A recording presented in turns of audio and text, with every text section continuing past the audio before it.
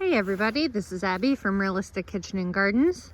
Merry Christmas 2025. I know I did a tour back on Thanksgiving, so because the days are so short and cold and dark, there's not a big difference from then till now, but I do this every year, so let's take a quick walk through. Row A is still empty. I never got around to doing a cover crop.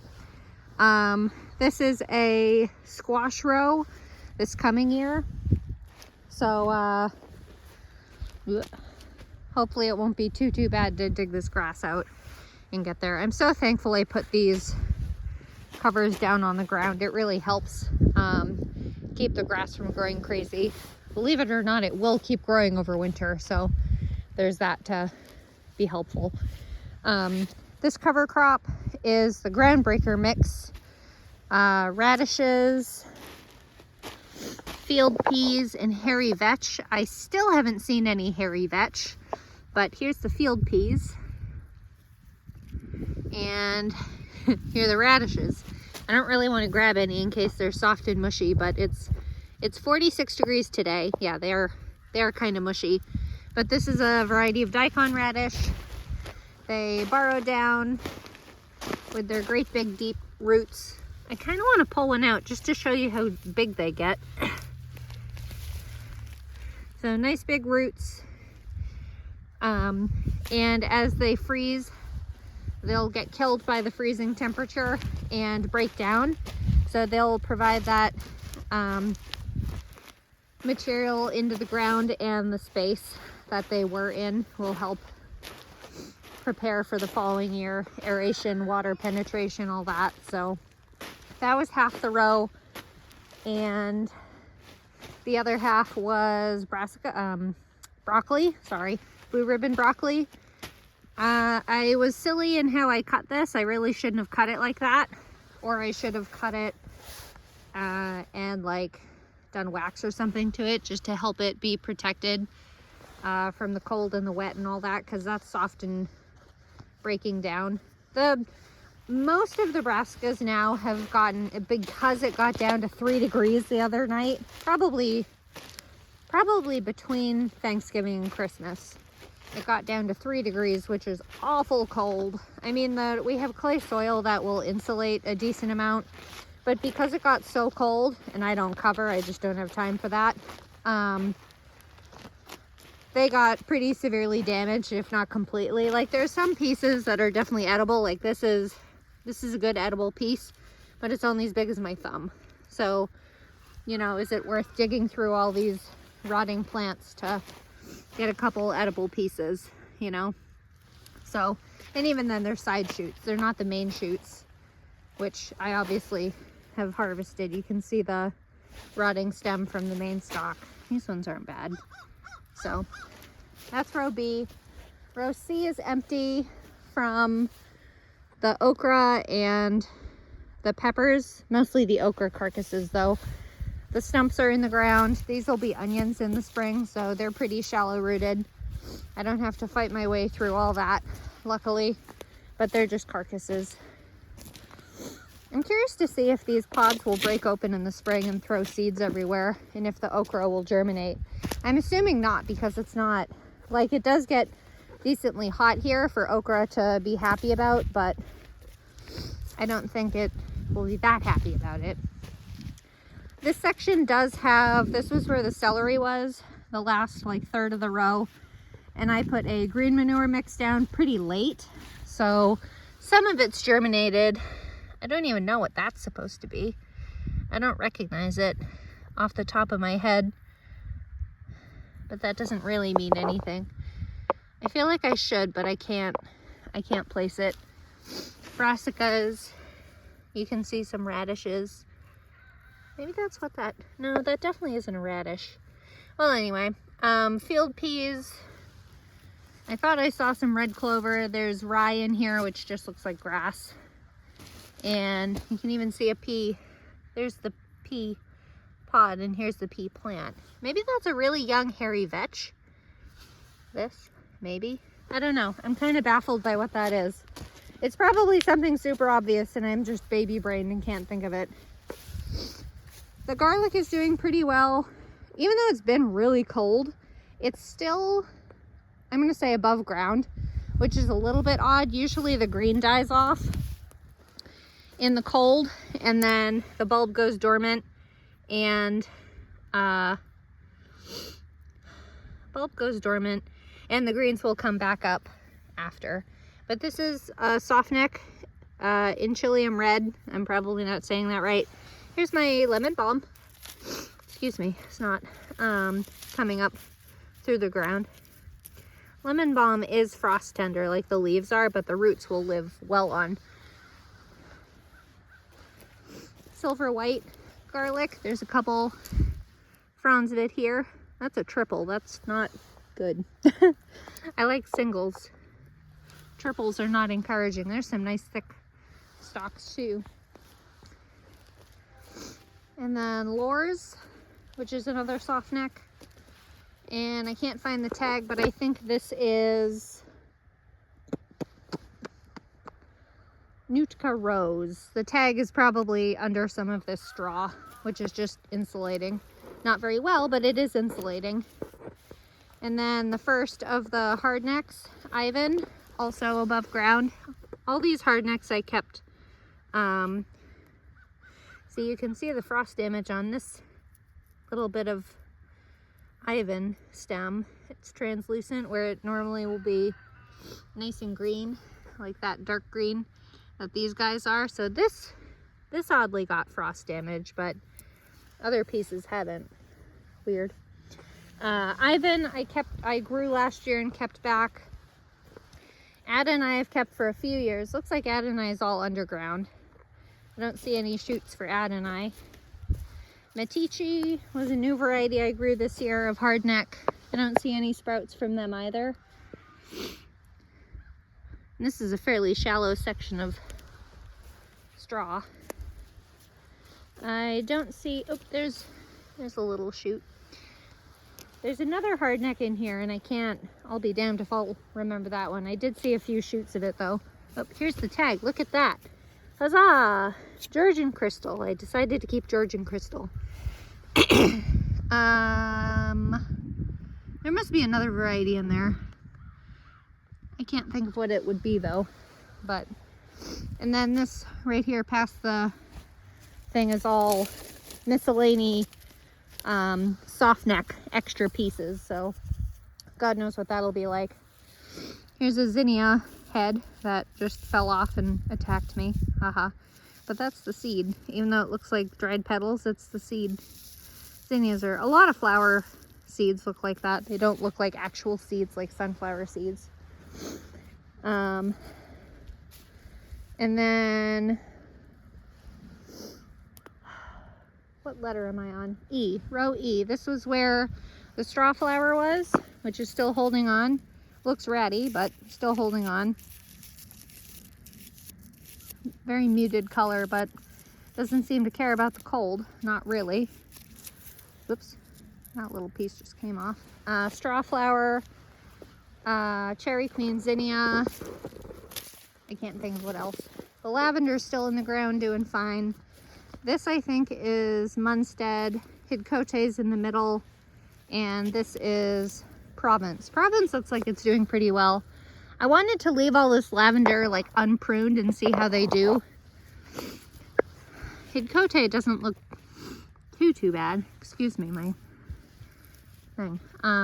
This doesn't look too bad, but Munstead looks like it's putting off a decent amount, which is very interesting. I love lavender. And then this section was where the squashes were this season, and I put fresh chicken bedding down to compost in place. See how it goes, because as it gets wet and cold and freezes and thaws and all that crap, it'll break down. And then you know what, that's not lemon balm, that's catnip. They're in the same family, but that's catnip. I should have known because of the leaf shape. Catnip is a little bit more broad and green, or lemon balm. Lemon balm is more broad and green. Lemon balm, catnip. Narrower, a little softer, a little more sagey colored. Anyway, fallow section where the parsnips were supposed to be but never happened, which is still fallow, surprisingly enough. I'm sure that's a shock. And then I did pull out a few carrots. If you follow my Facebook page, you'll see that I grabbed some carrots. You can see the holes where I pulled them out. Let me see if I can find one to pull out for you on camera. Here's one.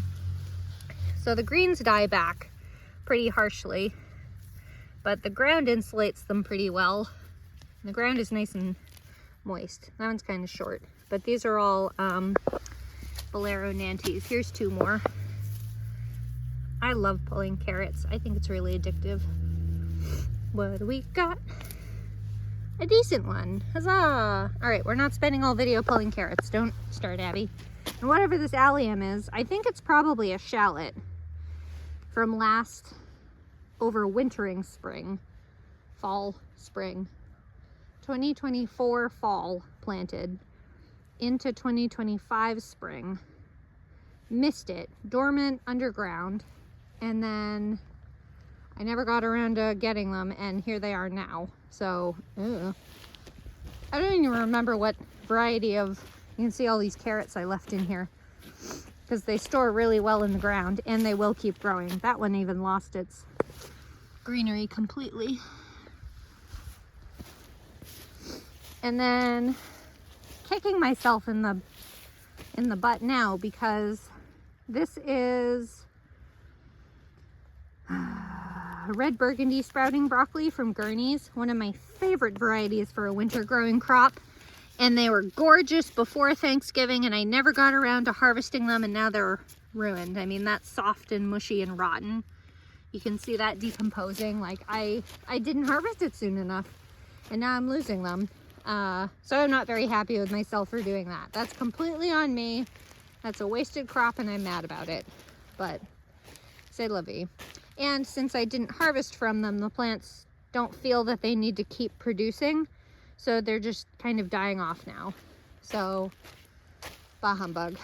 Bloomstill Longstanding Spinach from Holmes Seed. I've harvested one more time off this, maybe a week ago now. And the warm days, it continues to grow little bits at a time. It's still short days and all that, but like these leaves are getting big enough to harvest and that kind of thing. This is California poppy, by the way, which I left as kind of a cover crop. I may do that as a cover crop underneath something tall next season. I haven't quite decided what. Purple Moon kale, still doing great. I love this kale. I can't say I eat a lot of kale, but I do always grow kale in the winter, which makes no sense, but it's extremely cold hardy. Wipe the dirt off me. Rock solid, super fresh and edible. Maybe that one little active sprout is a little cold damaged, but these are just gorgeous. These are the older, tougher leaves, but these nice little young wrinklies, perfect. And what are you? Winter boar? Winter boar kale. Look at that. Also haven't harvested, but on the bright side, this winter boar kale looks like it's standing up to the cold way better than winter Lansey did last year. Last year I did a green variety of curly kale, winter Lansey, and decimated by the cold. So this is good. This is good to know. One day I'll care about eating kale, and that day is not today, but when I do care, I have a good variety. I think this is Promise variety cabbage. It's a storage variety cabbage that's much longer season than Tiara and all that, but look at that. There are the outside leaves that have been hit with cold, and there's just two inside leaves. It's still a pretty loose head. It's still got a ways to go. That one's pretty dense. That's not bad. That's pretty good. Good. That was a new variety for me to try, so that's encouraging. Another cover crop I put in here. I think this was another, based on all the radishes, this was probably another groundbreaker mix. So the radishes are rotting away as is supposed to. Let me toss these over so I stop pointing at things with carrots. Brussels sprouts, I'm considering a complete fail this year. This is Sylvia Brussels sprouts. Started indoors in June, which is, to be fair, a little late, but otherwise they just get pot bound and really angry for me, so I just waited a little later, which is silly. Transplanted out in mid-August, and here we are. So all of these lodged really badly, and these are the biggest sprouts I've got. So maybe I'll have some sprouts for spring, closer to spring. You can overwinter Brussels. It's not as common as overwintering some other brassicas, but I guess we'll see how that goes, because these plants are doing fine. And this is Boscaro red storage cabbage. So Boscaro is supposed to be a red version of that, promise. And I don't care what the variety says, red cabbages always take way longer than green cabbages. Here are two of my tiara cabbages that are definitely not tiara cabbages. Two more blue ribbon broccolis, which didn't do that great because they're so closely planted. And here's a tiara cabbage that I hate them. That I never harvested. What was I on about? I've forgotten. I got distracted by the slug. Tundra cabbage, which is a Savoy variety sold by Territorial Seeds. That's supposed to be hardier against cold damage. And yeah, they look really good. I mean, some of the really old leaves look bothered, but like the young leaves look great. And you can eat cabbage leaves, by the way. It's not, I mean, the whole thing is a leaf, but they're starting to head pretty decently. Well, they're starting to do the curly thing of the heading behavior. So that's a really nice variety. I like that. I didn't think I would, but I like that. We'll see how I like it once it's harvestable, whether it's in the spring or what. Oh, hey, it's cilantro. Hi, cilantro. I love seeing things just volunteer themselves back from wherever the hell they were. And this is Red Bull Brussels sprouts. Can't even see lots of bad slug damage on these. Nibbled to bits. That one doesn't even have a Brussels sprout in places. That looks like it barely has done anything since the last time I looked at it. These three are completely cooked because of whatever that stem thing is. This one's a little more upright. But again, look at all that slug damage. You can see that sprout chewed through. I didn't even know slugs moved this time of year. I thought they'd be underground, just burrowed in a little hole, keeping from freezing. I don't know peanuts about slugs. Here's the patch that I put two, oh, the word just went right out of my head. Rhubarb. I almost said rutabaga. Rhubarb roots in the fall. Wasn't the right time of year to transplant them, but I put them in anyway. This is where my peanuts were. I will probably continue to find peanuts for the next 10 years. Something was nibbling on them, something small. I haven't even processed those peanuts, so I don't even know what they're like. I dug them out, but I didn't process them. Every time I do a garden tour. Ew, that one's rotting. Ew. Every time I do a garden tour, I find more pieces of them. I'm going to cross over here. I'm not even going to bother going down there, but this is where the pole beans were. I took down the trellis and the netting is still there because I hate untangling things. Nope, not my cup of tea. We'll go back to the end over here. Random piece of, need to straighten that out. It's as straight as a paper clip. And then my Flavor Fest strawberries that I got as started plants in August. I will not uncover them to look at them because they're being insulated by this pile of crap. It's the volunteer siren for firefighters. If you could hear that, you may not. But anyway, this is covered mostly by straw, the little bit of chopped straw and the rotting carcasses of the peanut plants. Little naked patch. All the sweet alyssum is very dead. I didn't think it was that cold tender, but it obviously is. This was the sweet alyssum, but whatever. And then here's the cover crop. Ooh, here's some hairy vetch to show you. Hairy vetch. This is a green manure mix, hairy vetch, field peas, 2 different types of rye, and red clover. So they're keeping up good. But that's it. That's the garden. Come in January, I'm going to be starting seeding out. The garden season's starting again. January, I start any alliums I'm going to grow from seed. So chives, garlic, not scapes, garlic chives, sorry. Chives, garlic chives, shallots, any onions, but I'm buying my onion starts this year. They get delivered in March and then transplanted out immediately. I order my potatoes in January. I order seed potatoes and keep trying to find the varieties I like every year. From Maine Potato Lady. That I order in, and I'm ordering all my seeds next month too. So start to look for all that shenanigan. I love it. But we're around the corner. The days are also getting shorter again, or longer again, excuse me. The days are getting longer again. So we're getting closer and closer to spring. I hope you had a Merry Christmas with your family. And what was the best thing you got out of the garden this year? What was your favorite part of the garden this year? I think the cantaloupes were my favorite. Do you remember the cantaloupes?